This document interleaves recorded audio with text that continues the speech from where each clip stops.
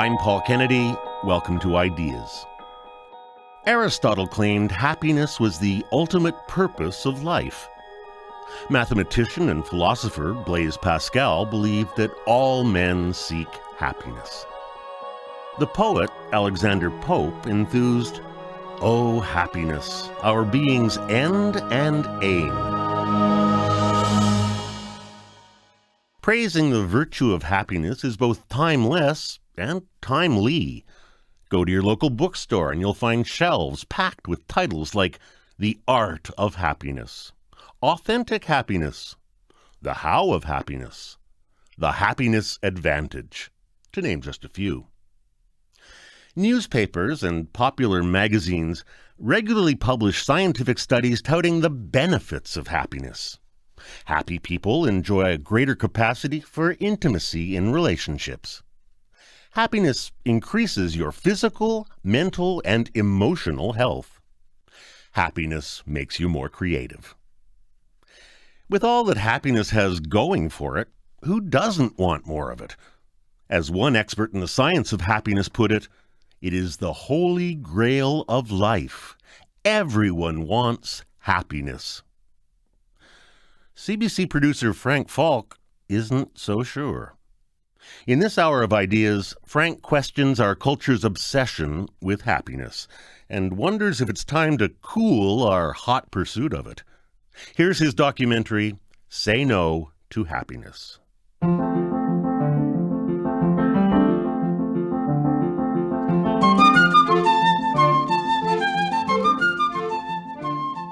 Let me make one thing perfectly clear. I am not, nor have I ever been, a curmudgeon. At least, not a committed one. I like feeling good. I try to maintain an optimistic outlook, preferring to walk on the sunny side of the street. But am I a happy person? To quote the English poet William Blake, joy and woe are woven fine. I can tell you that's more of a mantra for me than don't worry, be happy. But to be fair, having done some looking into this whole business around happiness, I know that no one is suggesting that striving for happiness is about ignoring the woes of life and being cheerful 24/7. What I do know is that what is meant by happiness is rather elusive. Sure, Aristotle talked about the importance of happiness, but what he meant by happiness had to do with living a life of virtue, achieving the golden mean, a life lived in balance. Something like what a surfer achieves when catching the perfect wave.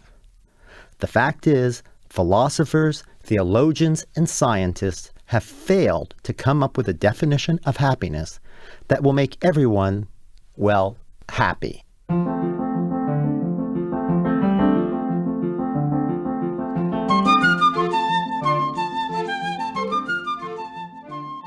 Well, it's absolutely true that happiness is a very elusive concept. I started my career as a lawyer, and I spent a semester arguing about the definition of a contract, and happiness is even more hard to pin down. There's something like 15 academic definitions of happiness. Gretchen Rubin is the author of the bestseller The Happiness Project, in which she details her year of trying to achieve greater happiness in her life.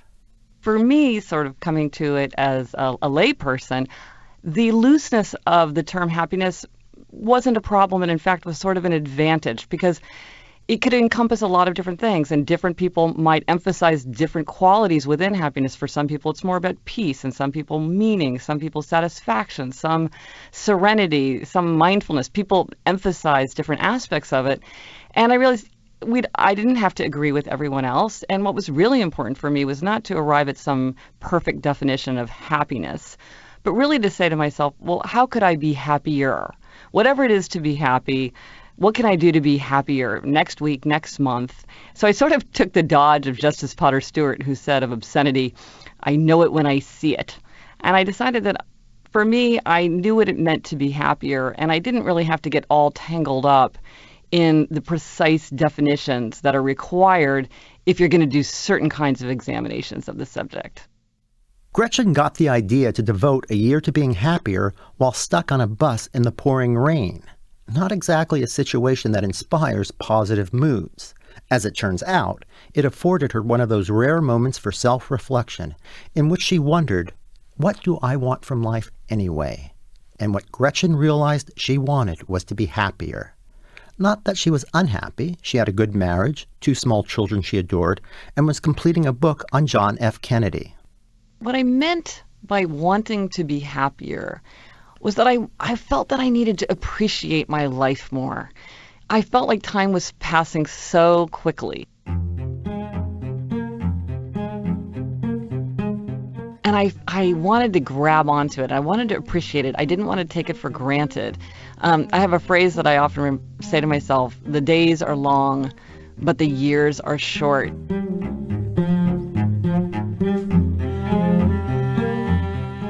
I wanted to ask more of myself. I wanted to be a better mother. I wanted to be a better wife. I wanted to be a better friend. I wanted to be a better writer. I wanted to be a better citizen. I wanted to expect more from myself. And I thought about the qualities that I wanted. And I wanted to feel more creative and more lighthearted and more calm and more patient and have more forbearance and be less judgmental, less naggy. And I wanted to bring my life more into harmony with my values. And it's funny, I don't think I really understood that very well at the beginning. That was one of the major things that I learned as I went on, is that what was so important was that my life reflect my values, my temperament, my interests, that I could only build a happy life on the foundation of my own nature. Gretchen realized that if she was going to tackle a project of this size, she needed a plan. So she created a chart. The chart was divided into the 12 months of the year. Each month had a theme. For example, the theme for January was Boost Energy. February, Remember Love. March, Aim Higher, and so on. And for each month, she made a list of daily resolutions. So under June's theme of Make Time for Friendship, her resolutions were Remember Birthdays, Be Generous, Don't Gossip, Make New Friends. Every night, Gretchen would put a check mark by a resolution indicating that she had managed to keep it that day. Having a chart helped Gretchen to achieve her monthly goals. But 7 months into her project, the pursuit of happiness got stalled. I hit a low point in my happiness project where I felt like I was making no progress. I was tired of my way of thinking. I wasn't tired of the subject of happiness, which I have never failed to find fascinating, but I was tired of my way of thinking about it. Just like every time you go to buy clothes, you buy the same black sweater that you always bought before. I just felt like my thoughts were stuck in a groove. I felt that I was backsliding in all the usual ways. And one of the things is when you think a lot about how you want to be better, it makes you much more aware of what you're doing wrong. So, for example, I didn't think I gossiped very much. But when I decided that I was going to stop altogether, I realized how often I did. So I was much more aware of all the things that I was doing that I knew were contrary to my happiness, but I was doing anyway. And one of the things that came from my happiness project is I just have this long bag of things that I do to try to get through it. So it's things like go to bed early, call a friend, go outside in the sunlight, get some exercise, do a good deed for someone else, one of the best ways to self-medicate. I did all these things, and eventually I came out of it.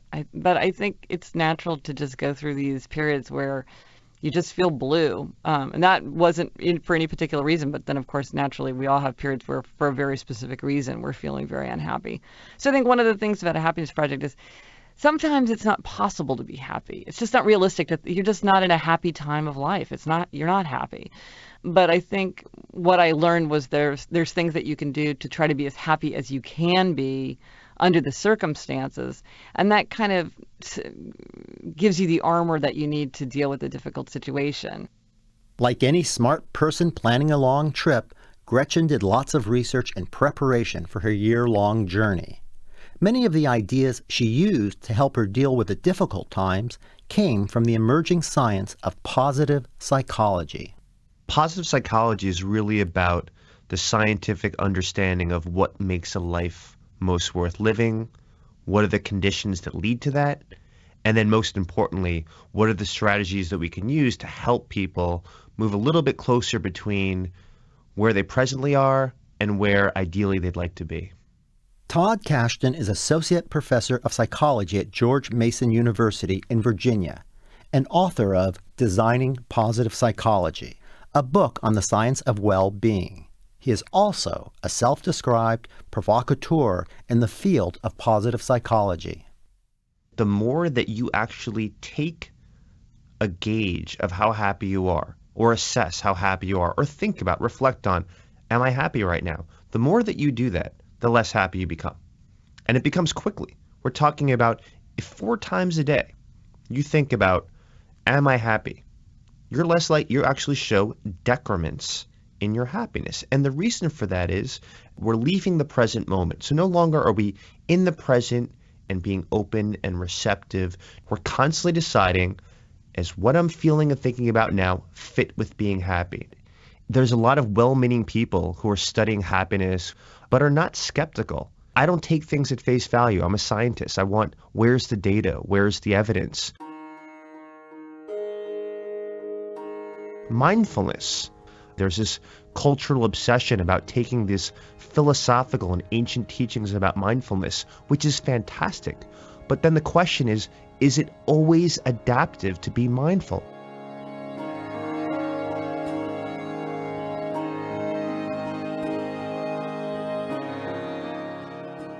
And the answer, as to most absolute statements, is no. It's very resource intensive to be mindful. To focus with great profound awareness and attention consumes energy. If you think about emergency medical technicians going on the scene for a crime scene, or someone that's bloodied and has maybe hours to potentially live and needs to be brought to a hospital, there's research to show that being mindless and reflexively using your skills to get the job done right then and there is more adaptive than being mindful. So being a provocateur is about bending over backwards to disprove ideas, to find out the truth and unravel some of the mysteries of human nature, as opposed to blindly accepting things on faith because they fit with what I'd like things to look like. What concerns me with the current obsession with happiness is that under the rubric of happiness, all sorts of things that aren't really related are often discussed. So, for example, there are claims that happy people are healthier. Actually, the research doesn't precisely indicate that. What it indicates is that people who have less negative emotion are healthier. And we don't exactly know the direction of causality. I mean, negative emotion is a dimension in and of itself. And people who are high in negative emotion tend to be depressed and anxious. And depression is associated with increased production of a stress hormone, cortisol, and that seems to have very negative consequences over time. It impairs your immune system and makes you more susceptible to obesity and depression and cancer and heart disease. But technically, that's a negative emotion issue. Jordan Peterson is a clinical psychologist and teaches at the University of Toronto. He lectures on topics such as the nature of self-deception, the role of neuroscience in human behavior, the quest for meaning and purpose in life. The claim is often made that happy people are more creative, and the evidence for that, again, is very weak. There are a few studies that indicate that if you put people in a state of positive mood, that they can think in a more creative manner, briefly. But the bulk of the personality evidence suggests that creative people are somewhat disagreeable, and that they're high in a trait called openness. And openness is a measure of fluidity of thought, and it appears to be fundamentally unrelated to happiness. It might be objected, I suppose, that the right response to negative situations is to consider how they might be made better. And I would agree with that. But the problem is that making things better and being happy are not the same thing unless you decide by definition that they're the same thing, in which case I don't believe that you're speaking within the scientific realm, because you're not allowed to put vastly differing phenomena in the same box and call them the same if you're a scientist. You can do that in normal conversation. And so, for example, if someone's suffering from a terrible illness, you might determine that aiding them would be an appropriate thing to do. And you might also consider that that would make you feel better. But to call that the pursuit of happiness is merely to be very unclear about the distinction between compassion and joy. And given the state of psychological science at this point, there's absolutely no excuse for failing to make that distinction. But you see, I've dodged that by saying my happiness project is my happiness. And so the fact that there might be multiple definitions or sub-topics within happiness that are somehow separable, I think that you get further in terms of thinking about how to be happier if you just throw it all into one big basket, rather than trying to tease out the difference between compassion and happiness. Well, of course, a big question in a happiness project, if you're setting out to be happier, is, well, how are you going to know if you're happy, or how are you going to measure yourself? And I have a friend who's a scientist, and he was very, very focused on this. His idea was that I should have my husband score me every morning and night on a 1 to 10 scale. And I said, look, that would definitely not add to the happiness of my household, because there's just no way my husband is going to be sitting around scoring me morning and night. And I didn't even really think that that was a very productive exercise to do. I just didn't approach it very scientifically. I said to myself, I want to be happier, whatever that means, whatever the looseness of the term happiness and happier mean. And if I think I'm happier, I am happier.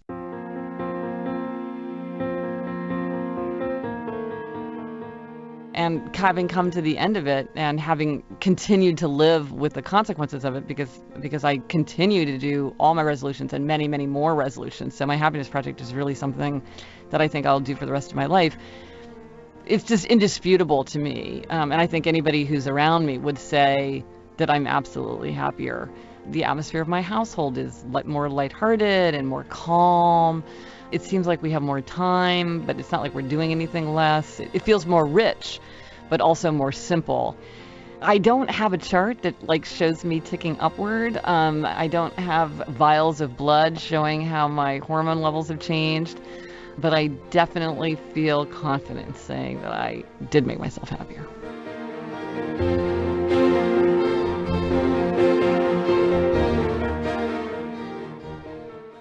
Gretchen's quest for happiness inspired and continues to inspire others to create their own happiness projects, which explains why her book has been on bestseller lists since first hitting the market in 2009. Gretchen's most important piece of advice for those wanting to follow her example is this: regardless of how you might define happiness for yourself, making happiness the primary goal in your life is going to help you achieve it. There's a long tradition of people arguing that you shouldn't aim directly at happiness, and that happiness is something that's a byproduct of a life well lived or a life directed at other aims, and that you should, and if you aim at being happy, you sort of will thwart yourself or trip over your own feet or somehow be pursuing the wrong goals that won't bring you to a happy life. And in my own experience, I really think that you're much more likely to hit a target if you aim at it. And I found for myself that when I said to myself, am I happy? How could I be happier? I almost instantly did become happier, just because asking myself that question made me appreciate more of what elements of happiness I already did have in my life, things that I was taking for granted or being distracted from. And it also helped me see places where I could make changes that were not hard. It's funny, happiness has sort of a surprisingly bad reputation, and I got a lot of criticism from people when I was saying that I was doing a happiness project, that I was trying to make myself happier. I was talking to a journalist who clearly thought that this was a very, very selfish, complacent, spoiled, bratty undertaking. And he was somebody who spent a lot of time doing kind of foreign reporting, so he was very aware of the suffering of the world. And he really felt like this was very morally questionable for me to do. I was very naturally taken aback by that. But I had done a lot of thinking about it, because it is something that you worry about when you're thinking about happiness. Is I did say to myself, is this very selfish? Is it morally inappropriate to be thinking about happiness when there's so much suffering in the world? I'd been thinking about it, sort of, but it wasn't until he really gave me that withering look of disgust that I really focused on what did I think about the pursuit of happiness? Did I feel like this was laudable? And What I found is that in my experience, people who are happy in their own lives, they have the emotional wherewithal to turn outward and to think about the pain of the world, and they're more able to intervene effectively. Because when we're unhappy, we tend to be isolated and defensive and preoccupied with our own problems. And so it's not the case that happiness makes people complacent or self-satisfied or preoccupied with their own pleasure. In fact, happiness kind of energizes people to turn outward. Professor Todd Kashdan. Focusing on happiness, trying to improve people's happiness, writing books about happiness. This is a big money-making industry. And while I'm critical of it, I recognize that this opens the doors for people to think about how they can improve their lives, their relationships, and the way that they're operating in this world, which might be suboptimal. And so Gretchen Rubin, who's a good friend of mine, she's dealing with how to create optimal conditions for human beings. And she's focusing on multiple pathways of getting there. She's focusing on multiple ways of setting goals, meeting your goals, deriving benefits just from devoting effort, much less whether you even achieve your goals. And I think it's important to get the dialogue going. And so if it ends up being that happiness is the gateway for having people think about ways that they can intentionally improve their own lives and lives of other people, it's a great thing. But what ends up happening is this nebulous wastebasket term, where happiness is pretty much everything that's good in life. If we focus on happiness as a synonym for the good life or a synonym for a well-lived life, we miss out on so many facets, so many nuances of what it means to be human and at full capacity. Creativity, spirituality, meaning and purpose in life, compassion, self-compassion, a sense of accomplishment, a sense of belonging, a sense of autonomy. These things are not synonymous with happiness. And there are plenty of happy people that are not creative, that are not spiritual, that are not mindful. And so using a wastebasket term to capture all of the beauties and complexities of human behavior is extremely problematic, and it trivializes just how amazing and how complicated it is to navigate our social world.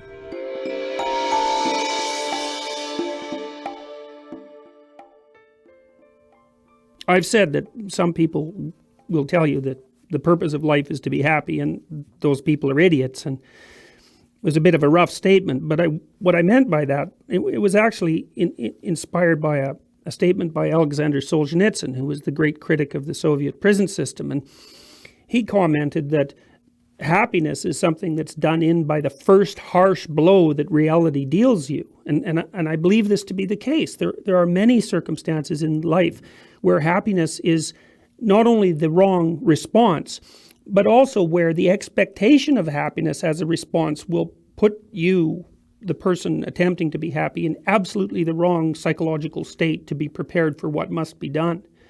People are built, so to speak, to experience a very wide range of motivational and emotional states that only bear a tenuous relationship to one another. And the reason for that is that the environment that human beings inhabit is so complex that our adaptation depends on a variety of very finely differentiated responses.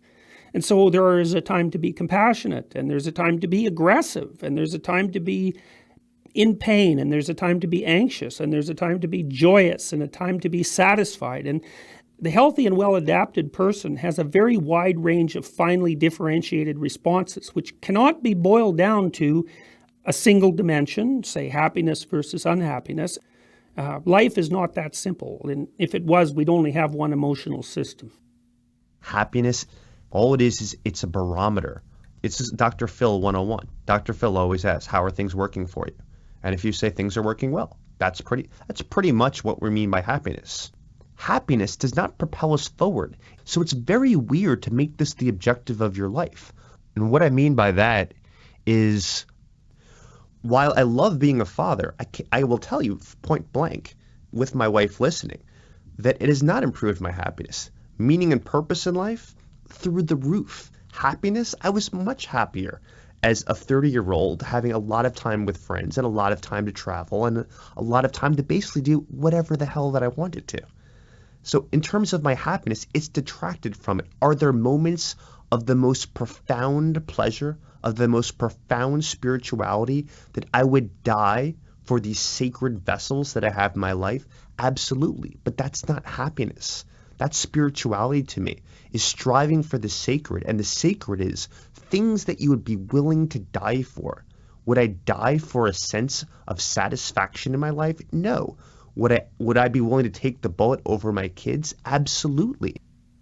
Making happiness the focal point of your life trivializes your experiences, because in order to regard anything as truly important, you also have to regard its loss as truly meaningful. And that means that to open yourself up to experiences of deep meaning also simultaneously means that you have to open yourself up to the possibility of deep hurt and sorrow.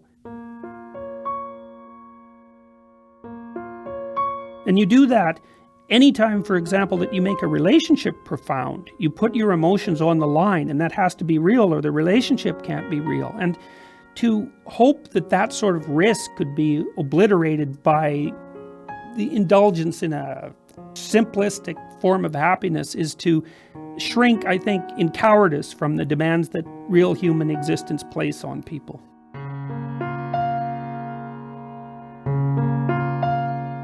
This is Ideas, in Canada on CBC Radio 1, across North America on Sirius Satellite Radio Channel 159, and around the world on cbc.ca. I'm Paul Kennedy. You're listening to CBC producer Frank Faulk's Say No to Happiness.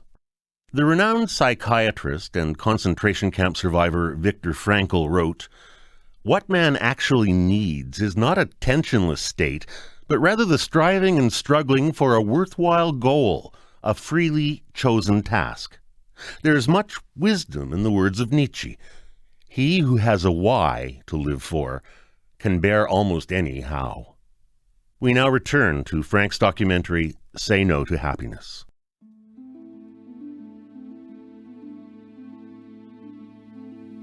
At every moment, we're surrounded by what we know and can understand. But outside of that, we're surrounded by all the things that we do not know and cannot understand, and that can manifest themselves at any moment. So we're like small islands of tentative certainty in a massive sea of uncertainty and ignorance. That's our existential condition. It's really our environment. Even from a scientific perspective, it's the environment that we've emerged into and have adapted to. And we have to take that into account when we deal with our lives, because that's the truest nature of our life. It's order in the midst of infinite chaos. The human problem is how to make sense out of the constant interplay between that tentative order and that infinite chaos. Jordan Peterson is a professor of psychology at the University of Toronto. He is also the author of Maps of Meaning, The Architecture of Belief. His book explores how religious and mythological stories shed light on our existential predicament, and in turn can provide a sense of meaning and purpose.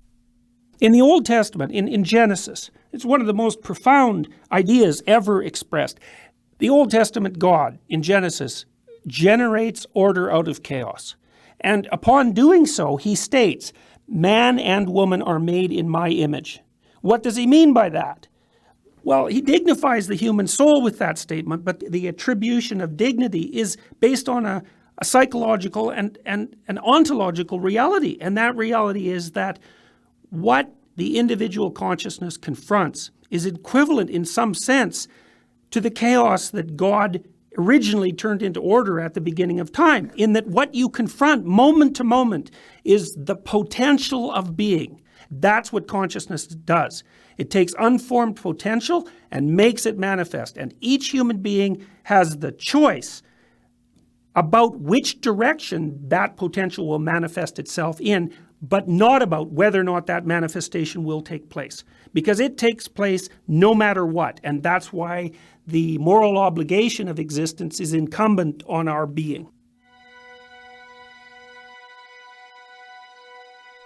Existence implies coexistence.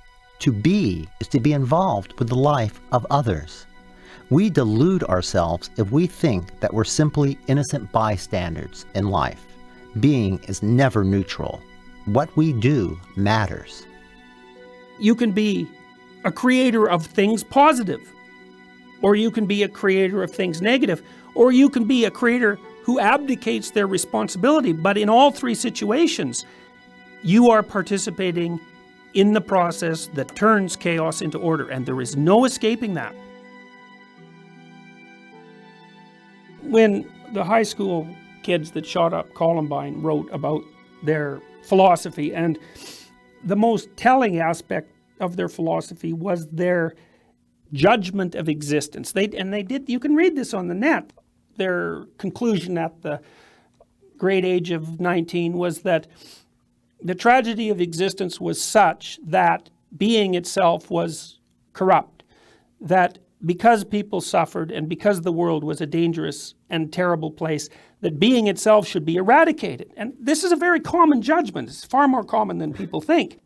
And once you forego the luxury of deciding, in a sense, to hell with everything, that everything is so corrupt that it's unredeemable. Once you forego that luxury, then it becomes incumbent on you to try to work for the betterment of being.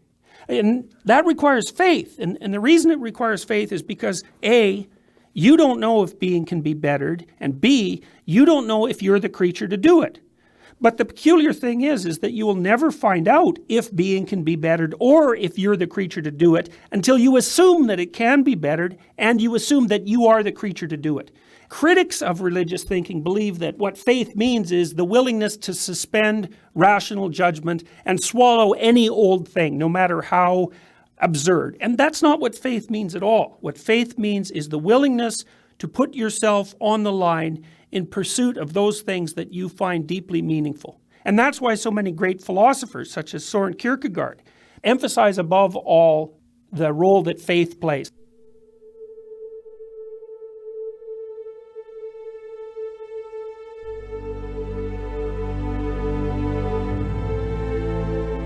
I'm a clinical psychologist. I have an active practice. I have 20 clients, and I see them weekly. And I'm a professor of psychology at the University of Toronto, and so it might be surprising that I use religious language, but it's not surprising, because as soon as you start to talk about the deepest meanings of life, the language that is most appropriate is immediately religious. And the reason for that is that religion is precisely that element of human existence that deals with the most profound elements of human being.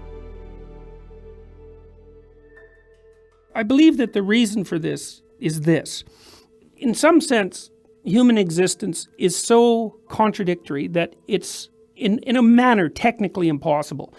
We're limited creatures and we face unlimited catastrophe, in that everything we know will disappear and everyone we love will die. And so that makes existence, human existence, in a sense, existentially impossible.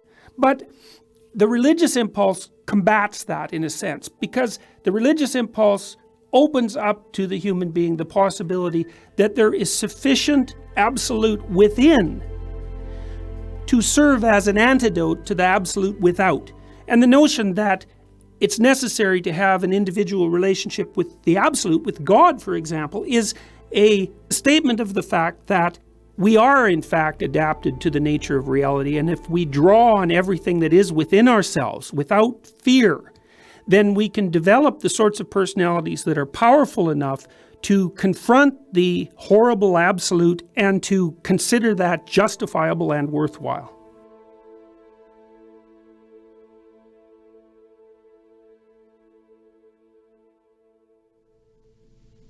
I want to put in a good word coming from the Jewish tradition, a good word for happiness. It's striking to me that the very first word in the first verse of the first chapter of the book of Psalms is a word that is probably best translated as happy. So it says in Psalms, "Happy is the one who does not stand in the way of the wicked, or walk with sinners, or sit in the company of mockers, but whose delight is in the law of the Lord. In God's law does he meditate day and night." Happiness is, I think, not a bad thing. It's certainly better than its opposite, but clearly it is inadequate as a goal for our lives. If that's all that we can aspire to, then our lives do become trivial, then they become insignificant. The happiest creature in the world, I think, is a lizard sitting in the sun. And if all we want to be are lizards sitting in the sun, it won't work for us because we have an awareness that lizards don't have. We have an awareness that there is something greater than ourselves, greater than our material, corporeal being, that there is the infinite.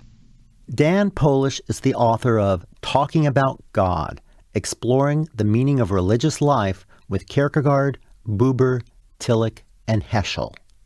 In his book, Polish explores how each of these thinkers understand the human encounter with the infinite.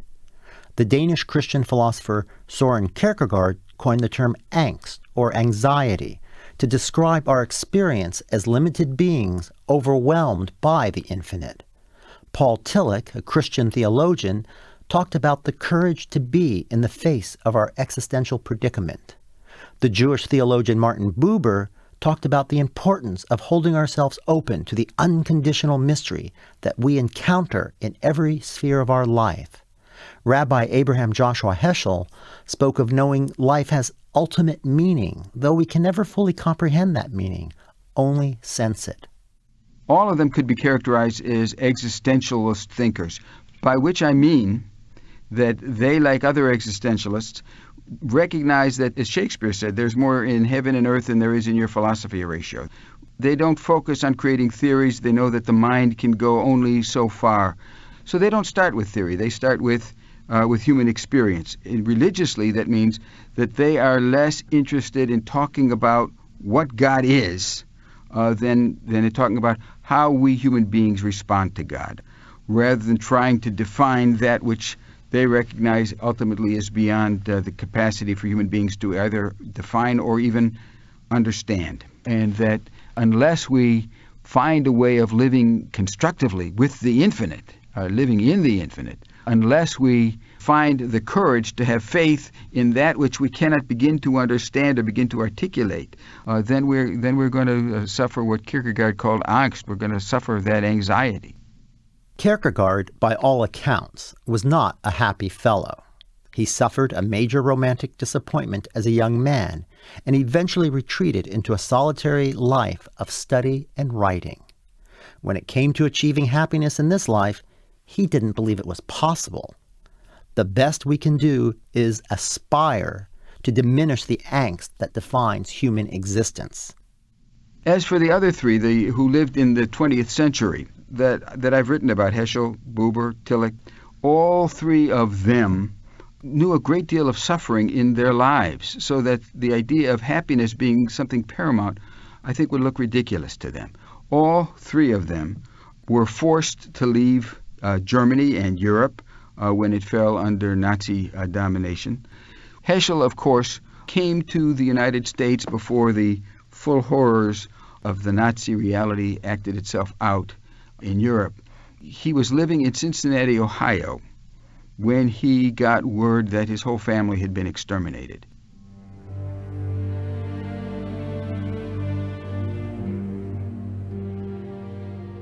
My guess is that anybody whose life is shaped as his was by that experience would really not take the notion of happiness as the goal of life very seriously. And in his book on the prophets, he says, quote, "The world is dark and human agony is excruciating."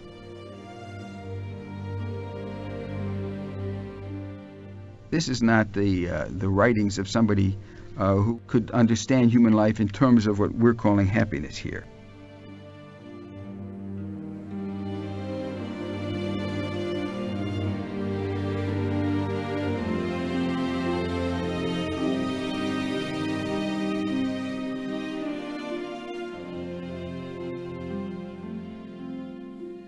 It's something strange that I've observed with my students is that when I state the proposition to them clearly that life is suffering and that the purpose of life is not happiness, they actually experience that as a great relief.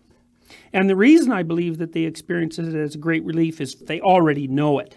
You know, even if they wouldn't necessarily articulate that, their experience has taught them that life is complex and tragic and difficult. And the problem with the public portrayal of the ideal state of humanness as happiness is that it makes all of these people, these young people, feel ashamed of their own suffering. They feel that if they're suffering and if they find their life tragic in its essence, that means that there's something wrong with them. And instantly that makes it impossible for them to communicate anything real about their own tragedy.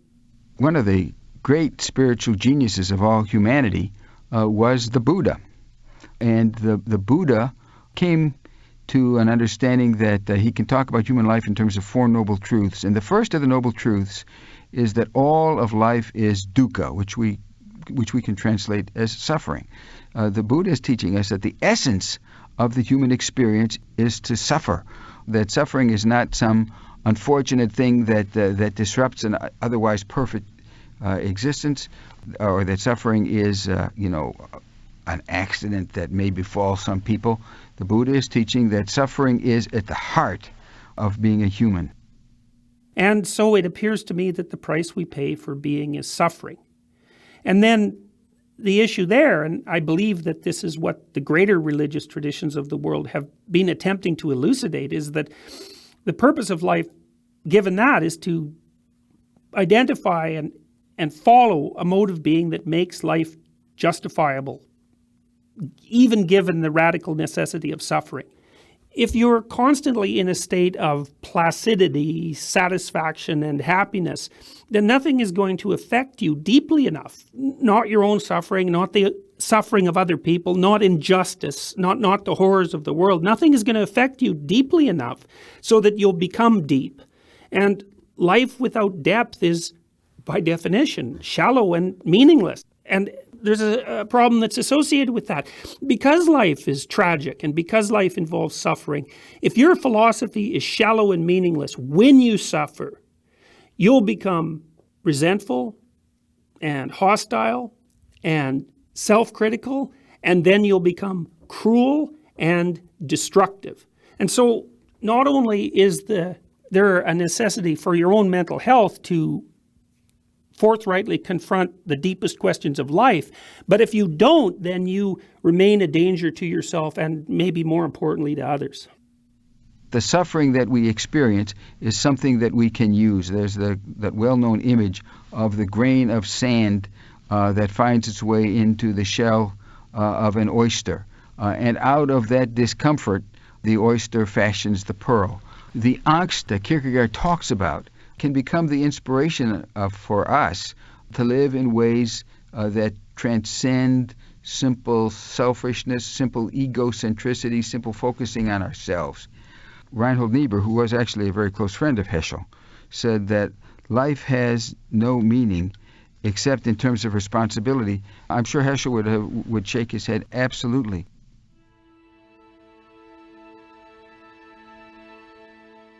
One of Heschel's earliest books is called The Image of God in This World, Humanity. Human beings are God's image in this world. Our goal in life is very clear: to be in this world what we would want God to be in this world.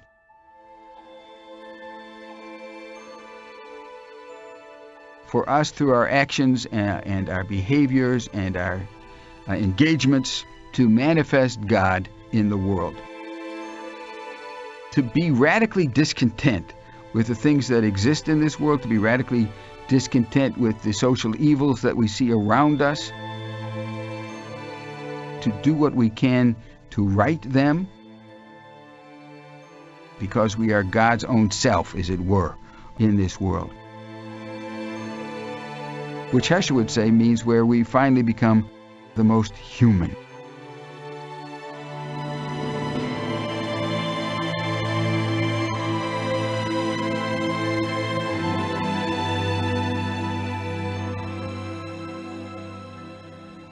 I've gotten very interested in the psychology of morality, because we often push it aside to just religious teachings, religious ideas, and when we're making moral decisions on a daily basis. And it makes me think of exemplars of people that have profound meaning and purpose in life, but are probably average to below average on happiness. And Martin Luther King happens to be a real great example of this. Todd Kashdan is Associate Professor of Psychology at George Mason University in Virginia. He is the author of Designing Positive Psychology, a book on the science of well-being. Professor Kashdan regularly gives talks and workshops on how to live a worthwhile and meaningful life. This is someone in context who had extreme righteous indignation. This is just a manifestation of anger, of the mistreatment of other fellow human beings, the lack of equality and fairness. These are fundamental moral principles, and his life was devoted to this. If you're talking about pursuing goals that are outside the parameters of happiness, look to Martin Luther King. The idea of absorbing the blows, the hatred, the prejudice, the discrimination from other people to make a point that these behaviors are not indicative of what a good society is built on. And Martin Luther King is not the only person. He just happens to be a public exemplar. You have people in schools right here in DC, where I'm sitting right now, who are devoting themselves, and inner city kids. You've got teachers that are creating a safe space for them, a place where they can actually learn and grow and become a moral, outstanding citizen. We're talking about people that are taking time away from their own happiness to do something that really matters, but lead to a sense of morality, meaning and purpose in life that just don't fit on the same spectrum. Now, there are multiple pathways to living a good life, and I think a better approach than having happiness as the ultimate end point is to do things you care about. We're not talking about happiness. We're talking about engagement. We're talking about meaningful pursuits. Nothing can drive you to find the deepest meanings of life without first realizing the absolute fragility of life. Because there's nothing that's sufficiently terrifying as realization of that absolute fragility. And it's necessary to be profoundly terrified before you can be motivated to seek out those things that are of the highest value. As a consequence of considering these ideas for many years, and especially considering the role that evil has played, say, in the 20th century, and also the role that suffering plays in life, I've asked myself deeply what the purpose of life might be. And it seems to me that life requires virtue. And so then you might ask, well, what do I mean by virtue? And what I mean by virtue is following whatever it is in your life that manifests itself to you as meaningful and right. And there's codicils to that. For example, in order to determine clearly what's meaningful and right, you have to stop lying, because if you lie to yourself or you lie to other people, you blind yourself. And then the things that might appear to you as meaningful are no longer trustworthy, because you're using an instrument that you voluntarily damaged to perceive reality, and that will lead you astray. And virtue requires humility, because you have to stop thinking that you know.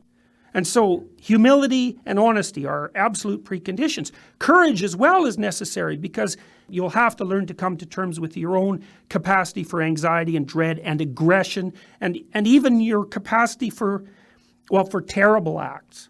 And to continually set yourself right is to walk down the path, I believe, of moral virtue. I would contrast the difference between having happiness as a desirable thing, which it's incredibly desirable to be happy. But what I like to talk about is thinking about this as a compass. It would provide a navigator of which direction to go into. It doesn't tell them what direction. It says, here's the direction that you're facing.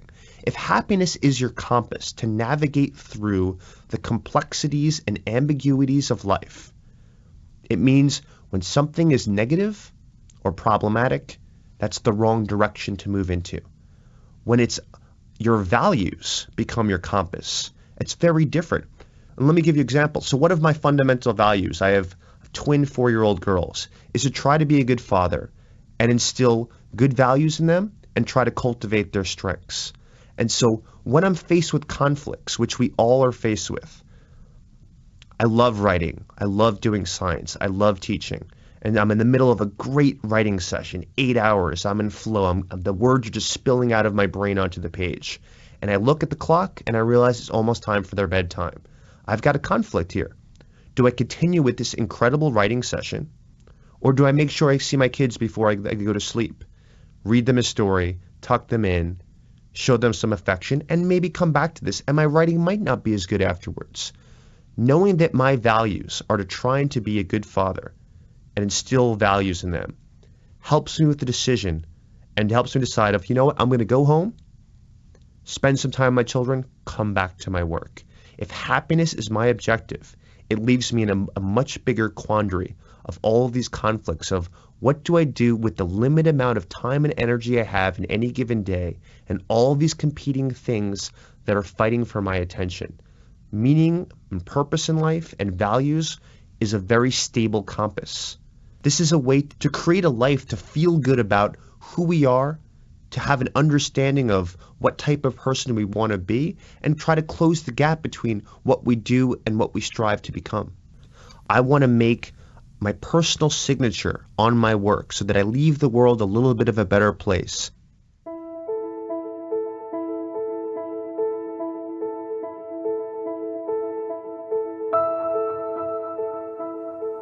There's an old idea, deeply embedded again in Western religious thinking, that reality is in some sense incomplete, unfinished, or broken, and that the role of the human being is to complete it, to perfect it, to finish it. And see, the idea that reality is in some sense unfinished, and hence its tragic and incomplete manner, and that the role of the human being is in some sense to participate in its perfection, is a concept that is so profound that it makes happiness as a concept designed to encapsulate the meaning of life so shallow that it instantly becomes virtually negligible.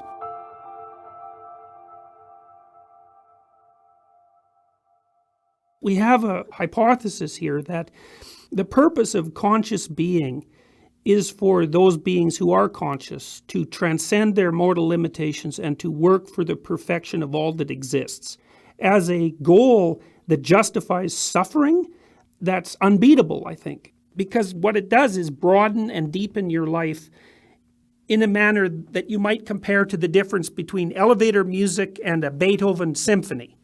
It's not that the symphony is in any sense happier than the music, in fact quite the contrary, but it's deeper and more profound and richer and incorporates more and justifies itself more.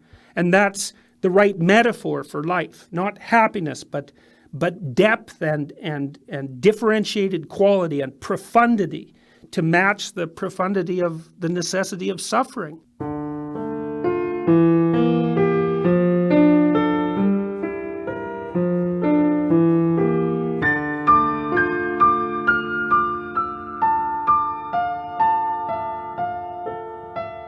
Today on Ideas, Say No to Happiness by CBC producer Frank Faulk.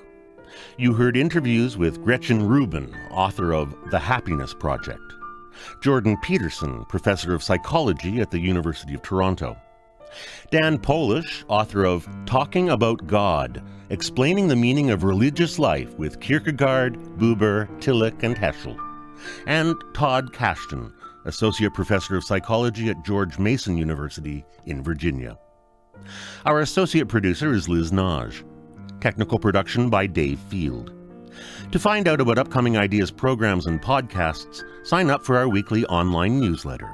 Just go to our website at cbc.ca/ideas and follow the links. The executive producer of Ideas is Bernie Lucht, and I'm Paul Kennedy. Stay tuned now for the hourly news on CBC Radio 1 and on Sirius Satellite Radio 159.